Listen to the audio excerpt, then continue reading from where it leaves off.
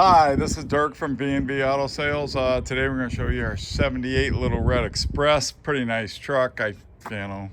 Show quality, driver quality, somewhere in there.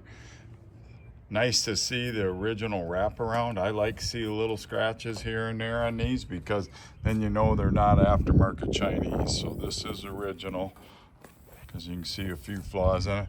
Paint job's pretty good. You can see it's got a pretty good shine on it. So they did a nice repaint on it.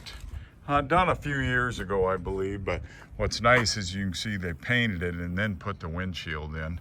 There's a couple chips.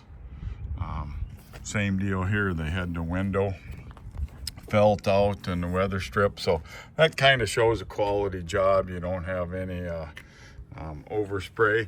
Here, probably from time, they got a little rock chips and a couple bubbles there. Inside of the doors all look nice and clean, not rusty or anything. Rockers look good. Seats show a little age right there. And then a couple on the passenger side. Shows 81,178. Do not have any documentation that that's original. Dash, good. Everything else, good. I'll show you a couple bad.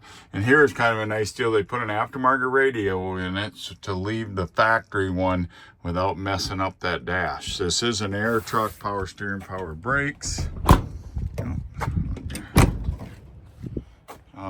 I think they put new wet wood in it years ago. Still looks good. All the wood's been redone on it.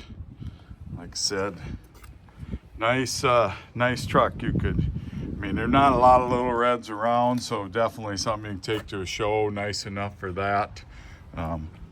But not, as they would say, a 100-pointer. But look, that paint's got a nice shine to it. So definitely a very, very nice paint job. And like I said, very good quality of how they did it. One little bubble right here too.